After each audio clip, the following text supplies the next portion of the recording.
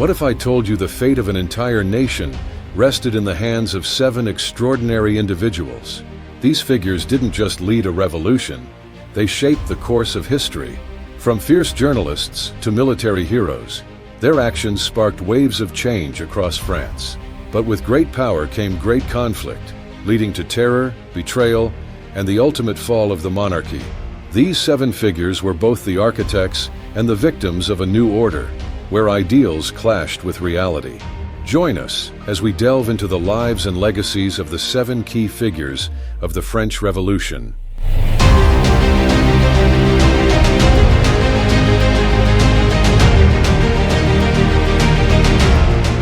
Emmanuel Joseph Sieyès.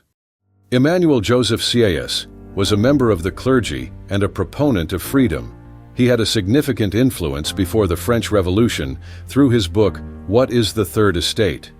In the book, he proposed that the Third Estate, which comprised 98% of the population, should have real representation in the government.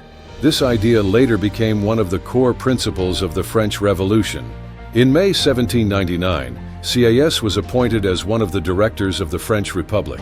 However, he was dissatisfied with the corruption in the government. Therefore, in November of the same year, Sieyès and his allies carried out a coup d'état. This action paved the way for the coup d'état on November 9, 1799, in which the famous military leader Napoleon Bonaparte seized power. This coup marked the end of the French Revolution. Afterwards, Bonaparte, Sieyès, and Roger Ducos were appointed as temporary consuls of the French Republic, marking the beginning of a new era in the country's history. Marquis de Lafayette. Marquis de Lafayette was a French nobleman who supported freedom. He was famous for leading French forces in the American Revolution and was honored as a military hero, advocating for liberty in France. Based on the ideas of Thomas Jefferson and Montesquieu, Lafayette wrote the Declaration of the Rights of Man and of the Citizen. After the events of the Bastille, he was appointed as the commander-in-chief of the National Guard. However, his reputation was shaken after the flight to Varennes in June 1791, when the royal family attempted to escape France, and Lafayette was accused of involvement. His reputation was further damaged when, in 1791, the National Guard fired on protesters at the Champ de Mars. As political conflicts escalated, Lafayette's moderate stance became a target of extremists. This ultimately led to his arrest. Lafayette attempted to escape France, but was captured by Austrian forces and imprisoned for 5 years. He was only released after Napoleon Bonaparte seized power in France. Jean-Paul Marat.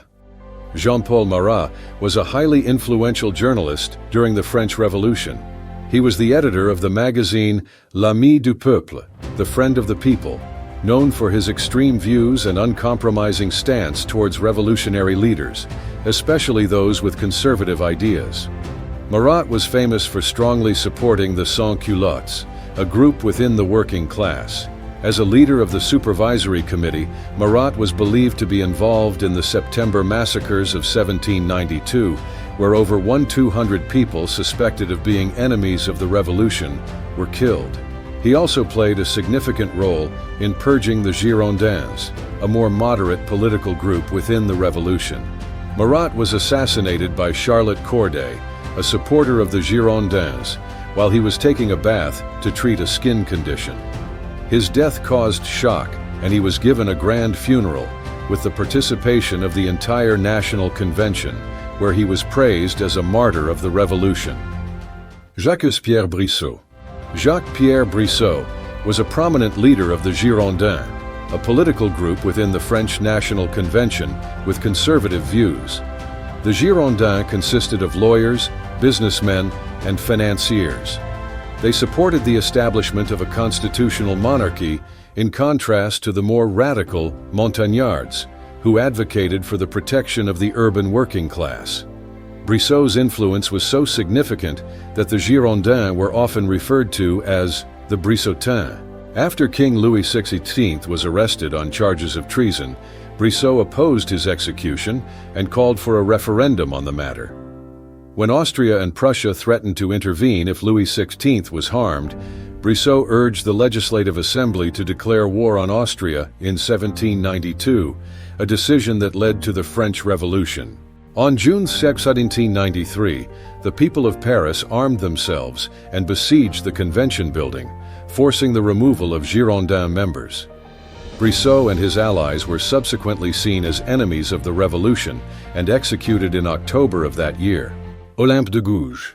Olympe de Gouges was a playwright and member of the Girondin faction, known for her advocacy against slavery and for women's rights in the new French Republic. She wrote the Declaration of the Rights of Woman and the Female Citizen in 1791, arguing that if women could be executed on the guillotine, they should also have the right to speak on the podium. Gouges also sent a letter to the National Assembly proposing the protection of King Louis XVI during his trial. This caused outrage.